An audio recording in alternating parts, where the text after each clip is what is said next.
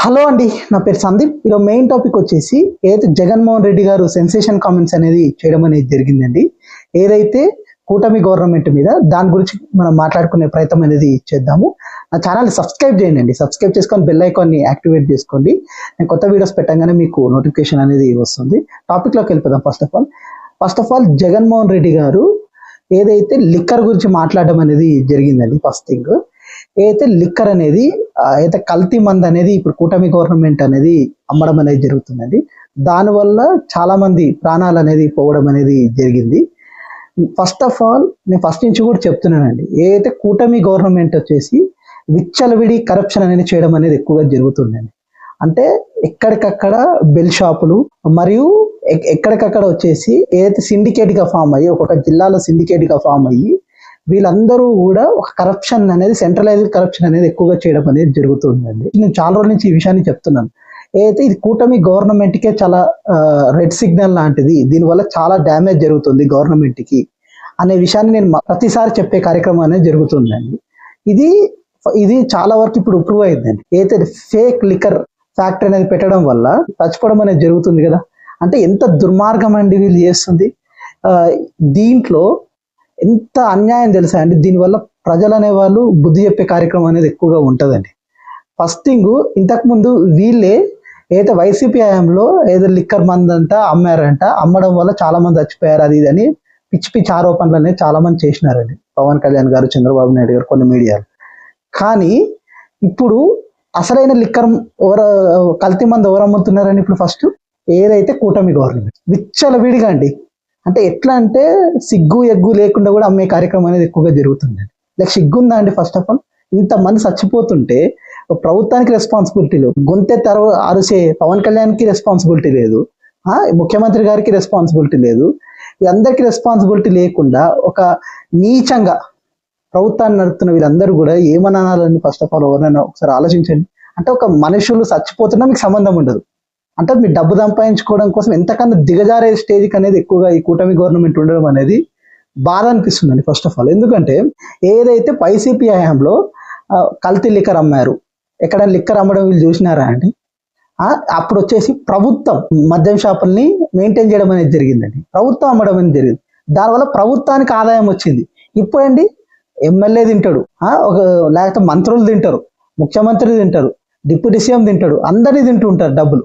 అదే స్టేజ్కి వెళ్ళిపోయిందండి. ఎంత దుర్మార్గం అండి ఇది. అంటే ఒకసారి ఆలోచించరండి, ఎప్పుడైనా మనం ఇంత నీచానికి దిగదాడుతున్నాము, ఆ డబ్బులు తిన్న మనకి కూడా సిగ్గు లేకుండా మనం ఇంత నీచానికి దిగదాడుతున్నామని మనం ఒకసారి ఆలోచించండి. మానవత్వం అనేది కనీసం ఉండాలని నేను అంటున్నాను. అంటే తిన్నం తప్పని నేను అంటలేదు, ఎందుకంటే ఆ కాలాలు పోయినాయి, నిజాయితీ ఆ కాలాలన్నీ పోయినాయి. కానీ ఎప్పుడైనా కానీ ఇట్లా కల్తీ మందు ఎక్కువ ప్రాఫిట్ కోసం నువ్వు కల్తీ మందు అమ్మితే ఎంత నష్టం అండి ప్రజలకి. దానివల్ల ఎవరైతే ప్రజలు దానివల్ల తాగి మరణించడం అనేది జరుగుతుంది. ఇంత నీచం, అది ఎంత నీచమో ఈ కూటమి గవర్నమెంట్ ఎంత దుర్మార్గం జరుగుతుందో. ఇంతకు ముందు ఏదైతే గవర్నమెంట్ తీసుకొని మొత్తం కూడా మెయింటెనెన్స్ చేస్తే దాన్ని ఇష్టం ఉన్నట్టు విమర్శించడము, ఇష్టం ఉన్నట్టు మాట్లాడడమే సరిపోయేది వాళ్ళందరూ కూడా. ఇప్పుడు అమ్ముతుంటే వీళ్ళు ఏం నోరెత్తలేని స్టేజ్లో ఉన్నారు చాలా మంది. సిగ్గుచేటిది. ఇంకోటి ఏంటంటే అప్పుడు వచ్చేసి జగన్మోహన్ రెడ్డి గారు చాలా వరకు మద్యాన్ని ఆపే ప్రయత్నం అనేది ఎక్కువగా జరిగింది. అంటే ఎక్కడ బెల్ట్ షాప్లను పెట్టనీయలేదు, అలాగే పర్మిట్ రూమ్లను పెట్టలేదు. ఎందుకు పెట్టనీయలేదు ఇవన్నీ చెప్పండి? ఎందుకంటే మద్యం అనేది తక్కువ అవ్వాలి, ఎక్కువ డబ్బులు అనేది పెంచితే ఆ మద్యం అనేది తాగడం ఆపేస్తారని ఒక చిన్న ఆశ. దాన్ని పవన్ కళ్యాణ్ గారు అయితే మద్యపాన నిషేధం చేస్తా అని చెప్పి చేయలేదు అనే పిచ్చి మాటలు తప్ప, ఇంకా చంద్రబాబు గారు కూడా అందరూ కూడా ఇలాంటి కొన్ని మీడియాలు కూడా వీళ్ళందరూ కూడా అప్పుడు ఇష్టం ఉన్నట్టు మాట్లాడి, ఇప్పుడు కల్తీ మద్యం అమ్ముతున్నా వీళ్ళకి పట్టదు, ఇష్టం ఉన్నట్టు కరప్షన్ చేస్తున్నా పట్టదు, ఒక సిండికేట్ గా ఫామ్ అయ్యి చేస్తున్నా పట్టదు, ఒక మాఫియాలా ఫామ్ అయ్యి చేస్తున్నా పట్టదు. ఇలా అంటే ఇదేం రాజకీయం నాకు అర్థం కావట్లేదు. ఒక మనుషులు చచ్చిపోతున్నా వీళ్ళకి పట్టకుండా వాళ్ళ డబ్బుల కోసం చూసుకుంటున్న నీచం నాకు అనిపించింది. ఇంకో విషయం, జగన్మోహన్ రెడ్డి గారు చెప్పింది మెయిన్ గా మెడికల్ కాలేజీల గురించి మాట్లాడడం అనేది జరిగిందండి. మెడికల్ కాలేజీలు నుంచి నేను ఫస్ట్ నుంచి కూడా నేను చాలా వీడియోస్లో చెప్తున్నాను, మెడికల్ కాలేజీల విషయంలో మాత్రం కూటమి గవర్నమెంట్ చాలా తప్పు చేస్తుంది. దానివల్ల ఫ్యూచర్లో చరిత్రలో కూడా బ్లాక్ డేగా ఉంటుంది అని మాత్రం నేను చాలాసార్లు చెప్పడం అనేది జరిగింది. ఇంకొక విషయాన్ని కూడా నేను చెప్తున్నాను. ఒక మెడికల్ కాలేజ్ అనేది ప్రజలకు వస్తాయండి, దానివల్ల సూపర్ స్పెషాలిటీ హాస్పిటల్ అనేది వస్తుంది జనరల్గా అయితే. అంటే అక్కడ వైద్యం ఫ్రీగా అందే అవకాశం ఉంటుంది. ప్లస్ ఇంకొకటి ఏంటంటే కొంతమంది మెడికల్ సీట్లు, పేదవాళ్ళకి మెడికల్ సీట్లు అనేది వచ్చే కార్యక్రమం ఉంటుంది. అంటే ఇప్పుడు ఒక మెడికల్ సీట్ ఎంత ఎక్స్పెన్సివ్ వాళ్ళకి తెలియదు కాబట్టి ఇలాంటి ప్రయత్నం అనేది చేస్తారు. తెలిసినవాడు ఎవడు కూడా ఇలాంటి ప్రయత్నం చేయరండి, అటు కరప్షన్ల కోసం, కమిషన్ల కోసం. అంటే వాళ్ళు ఎంత దుర్మార్గంగా ఆలోచిస్తారో మనం ఆలోచించుకోవాల్సిన అవసరం ఉంది ప్రజలందరూ కూడా. అంటే పేదవాడికి మెడికల్ సీట్ అనేది రాకుండా చేయాలని ఒక నీచమైన ఆలోచన ఉంది. దానివల్ల ఇంకోటి ఏంటంటే పేదవాడికి ఫ్రీగా ఏదైతే ట్రీట్మెంట్ అందకూడదనే ఒక దుర్మార్గమైన పని ఏదైతే ఈ మెడికల్ కాలేజ్ విషయంలో అయితే. అంటే సూపర్ స్పెషాలిటీ హాస్పిటల్ వీళ్ళు రాకూడదు అనే ఆలోచన అనేది కూటమి గవర్నమెంట్కు. దానివల్ల నీ పీపీటీ విధానాన్ని తీసుకొచ్చే ప్రయత్నం అనేది జరుగుతుంది. ఇంకోటి ఏంటంటే చాలా వరకు చంద్రబాబు గారు చెప్తూ ఉంటారు, ఎప్పుడు కూడా నేనే హైదరాబాద్లో చాలా వరకు ఇంజనీరింగ్ కాలేజీలని అవన్నీ ప్రైవేటీకరణ చేయడం వల్ల ఇప్పుడు ఇంత డెవలప్ అయింది, అంత డెవలప్ అయింది అని చెప్పుకుంటూ ఉంటారు. ఆయన ఆ నీచత్వాన్ని మంచిగా ఏదో గొప్పగా చెప్పుకునే ప్రయత్నం అనేది చేస్తుంటారు. ఫస్ట్ థింగ్ ఏంటంటే అక్కడ చాలా మందికి ఎవరైతే ధనవంతులకు అంటే విద్యను ఒక కాస్ట్లీగా చేసే కార్యక్రమం అనేది ఎక్కువగా ఉంటుందండి.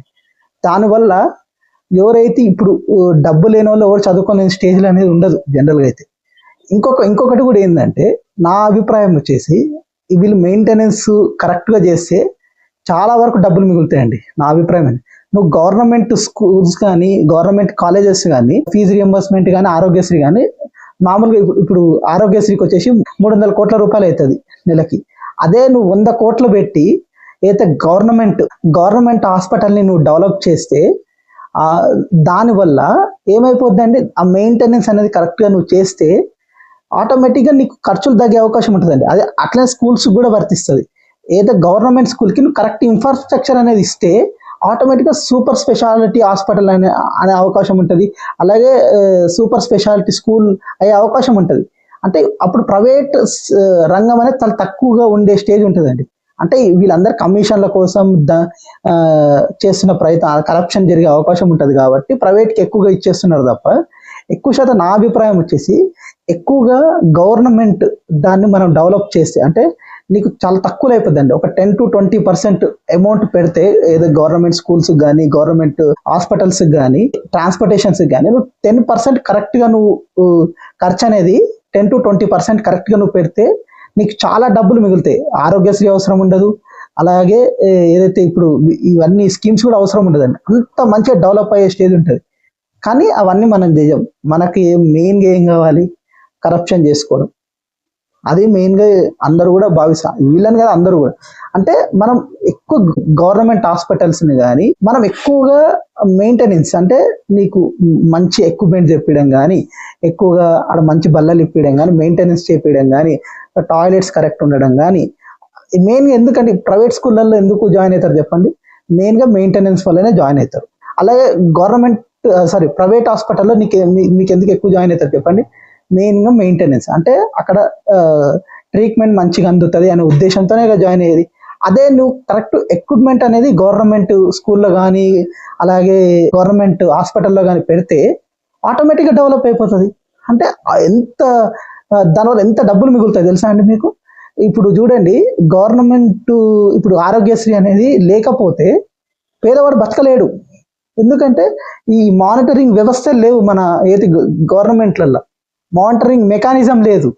అంటే దాన్ని చూసుకునే ప్రయత్నం అనేది ఎవడు ఉండదు. ఇప్పుడైనా కానీ కరప్షన్, దాంట్లో ఎంతవరకు తిందామా, దీంట్లో ఎంతవరకు తిందామా. ఇప్పుడు ఆరోగ్యశ్రీ ప్రైవేట్ హాస్పిటల్లో పోతారు, ఆరోగ్యశ్రీ పెట్టుకొని వాడు ఏం చేస్తాడు, అవి రాస్తాడు ఇవి రాస్తాడు, దాంట్లో ఆ డబ్బులు అయిపోగొడతాడు అనే స్టేజ్ అనేది ఉన్నప్పుడు ఎక్కువ శాతం గవర్నమెంట్ హాస్పిటల్స్ కానీ గవర్నమెంట్ స్కూల్స్ కానీ కరెక్ట్గా డెవలప్మెంట్ అంటే ఎక్కువ తెప్పించే అవకాశం అనేది కావాలండి. అంటే గవర్నమెంట్ అనేది ఎక్కువగా తెప్పించేస్తే అప్పుడు ప్రజలకు మేలు జరిగే అవకాశం ఉంటుంది. పేదవాడు బతకగలడు, మధ్యతరగతి బతకగలరు, ఫెసిలిటీస్ అనేది వస్తాయి. అప్పుడు దాన్ని నాశనం చేసే ఒక కార్యక్రమాన్ని శ్రీకారం చుట్టారండి. ఇంకోటి ఏంటంటే 33 + 33 66 ఏళ్ళు లీజ్కి ఇచ్చేస్తే అది మళ్ళీ ప్రభుత్వానికి వస్తుందని ఓడని నమ్ముతాడా అండి. ఇప్పుడు ఈ 10 కాలేజెస్ని చెప్పేటోడు ఎవరన్నా ఉంటే వినడానికి మంచిగానే ఉంటుంది. అది వచ్చేస్తుందా? విచిత్రంగా చెప్పండి, ఎవరైనా 200 కోట్లు పెట్టినోడు నీకు ఉట్టిగానే ఇచ్చేస్తాడు డబ్బులు, వాడి డబ్బాల మీద సంపాదించుకునే ప్రయత్నం అనేది జరుగుద్ది.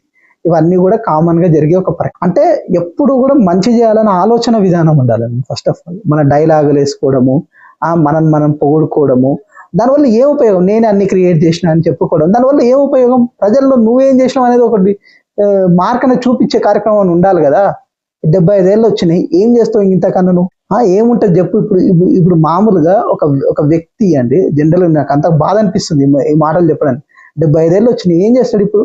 మంచిగా ఒక చరిత్రలో ఒక పేరు సంపాదించుకొని నీ ఫోటోని ప్రజలు చెప్పుకునేటారు. అదే మరణించిన తర్వాత కూడా ప్రజలు ఇతని వల్ల నేను ఇంత బాగుపడ్డాను కనీసం చెప్పుకునే ప్రయత్నం అనేది ఎక్కడ ఉందండి? ఇప్పుడు రాజశేఖర రెడ్డి గారిని చూసి నేర్చుకోవాల్సిన అవసరం ఉంది చంద్రబాబు నాయుడు గారు అయితే.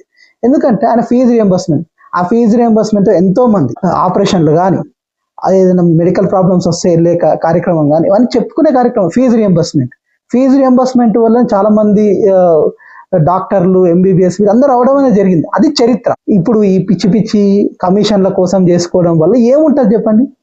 నువ్వు చరిత్రలో ఏం సృష్టించినావు అంటే ఏమీ లేదు. కొన్ని రోజుల తర్వాత ఈ మీడియా వాళ్ళు లేకపోతే ఏం లేదు, అది ఏముంటది ఇంకా?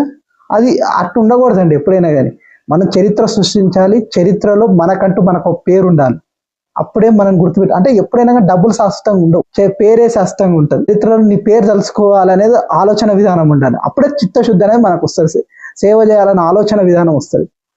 ఇట్లుంటే కష్టం అండి. ఎవరు కూడా గుర్తుపెట్టుకోరు, తిట్టుకుంటారు ఇంకా అనేది గుర్తుపెట్టుకోండి.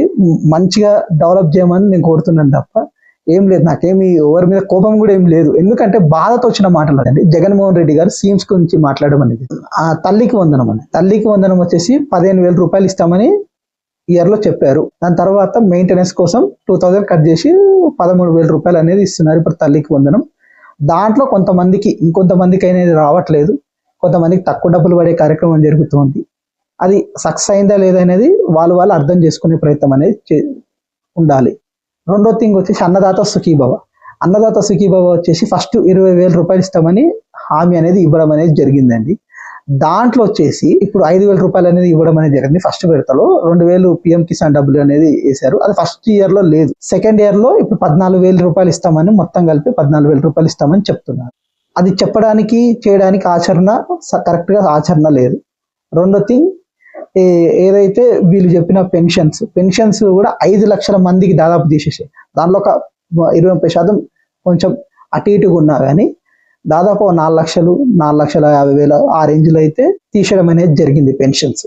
అంటే పెంచారు, పెన్షన్స్ పెంచలేదని నేను అంటలేదు, అంటే అక్కడికక్కడికి సెట్ చేసే కార్యక్రమం జరిగింది. అంటే అక్కడే తగ్గించారు, ఇక్కడ పెంచారు. దాని ఉపయోగం ఏముంది? కొత్త పెన్షన్లు కూడా ఇచ్చే కార్యక్రమం ఇక్కడ జరుగుతుంది, జరగట్లేదు. ఇంకొకటి వచ్చేసి గ్యాస్ అంత పడుతున్నాయి అంటున్నారు.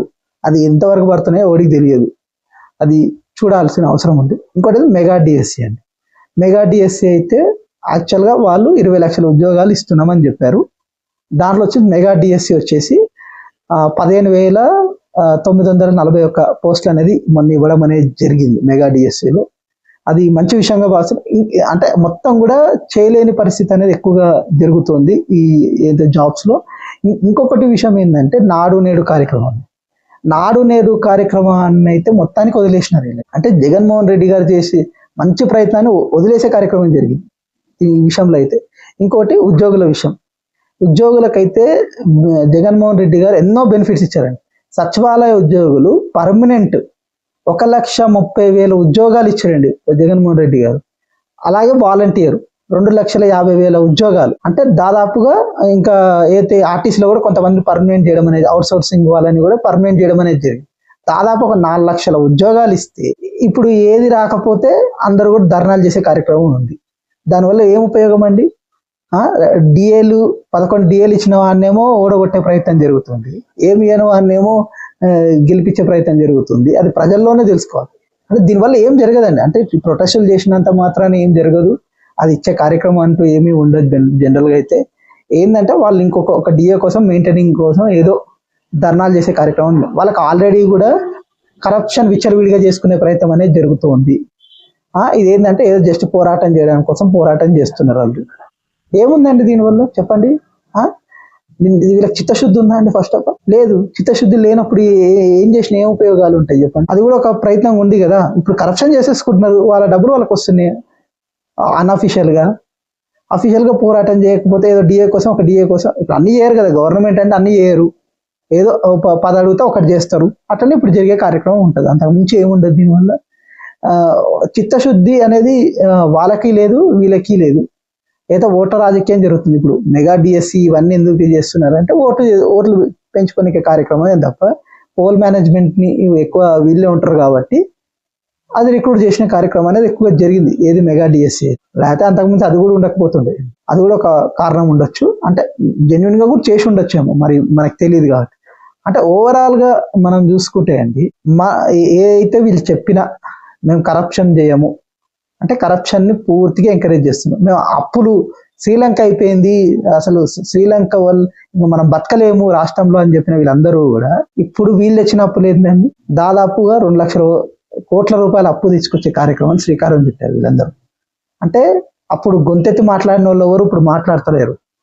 అంటే అప్పులు చేయడం తప్పన్న వాళ్ళు ఇప్పుడు అప్పులు చేసుకుంటూ సంక్షేమం ఇస్తారు. సంపద క్రియేట్ చేస్తామన్న వాళ్ళు కూడా అప్పులు చేసుకుంటున్నారు. అది వాళ్ళు విమర్శించుకోవాలి ఫస్ట్ ఆఫ్ ఆల్. ఎందుకంటే మనం నీతి వాక్యాలు చెప్పడం అనేది చాలా ఈజీ, నేను అది చేసేస్తా ఇది చేసేస్తా అని చెప్పడం ఈజీ, చేయడం ఆశ్చర్యం చాలా కష్టం. అది జగన్మోహన్ రెడ్డి గారు తన హయాంలో చేయడం అనేది జరిగింది.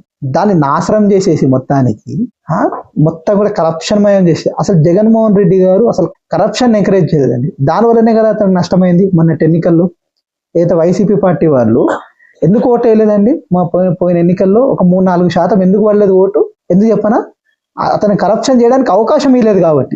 వాలంటీర్లు మొత్తం కూడా డబ్బులు పంచేస్తున్నారు, ఎవరైతే పెన్షన్లు వాళ్ళే ఇచ్చేస్తున్నారు వాలంటీర్లు, అలాగే ఏదైనా సర్టిఫికేట్ కావాలంటే వాలంటీర్ ఇచ్చేస్తున్నాడు. ఇంకా ఎమ్మెల్యేకి అధికారులకు అవసరం లేదు, ఇంకా ఆ సిస్టమ్ లో కూడా వాలంటీర్ సిస్టమ్ నే మొత్తం క్రియేట్ చేయడం వల్ల కరప్షన్ చేయడానికి అవకాశం ఇవ్వలేదు. ఎవరికి ఎమ్మెల్యేస్ ఇవ్వకపోవడం వల్ల ఏం జరిగింది, అప్పుడు వాళ్ళు ఇంకా మాకు తినడానికి లేదని చెప్పి వ్యతిరేకంగా ఓటేసిన వాళ్ళు చాలా మంది ఉన్నారు. ఇంకా ఏముంది, ఏం జరగలేదు. అంటే కరప్షన్ చేయడానికి అవకాశం ఇవ్వకపోయినా కానీ కష్టమయ్యే స్టేజ్లో ఉంది ఇప్పుడు. అంటే మనం ఒక నీచ రాజకీయాల్లో మనం ఉన్నామని మనం అర్థం చేసుకోవాల్సిన అవసరం ఉంది.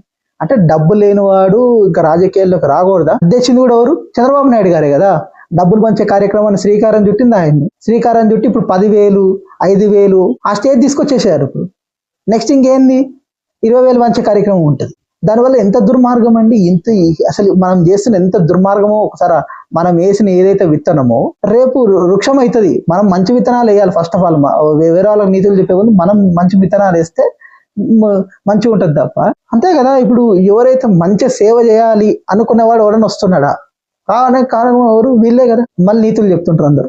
ఇదేంటి నా ఇన్ఫర్మేషన్ కానీ మీకు నచ్చినట్టయితే నా ఛానల్ని సబ్స్క్రైబ్ చేయండి. సబ్స్క్రైబ్ చేసుకొని బెల్ ఐకాన్ని యాక్టివేట్ చేసుకోండి. లైక్ చేయండి, షేర్ చేయండి, కామెంట్ చేయండి.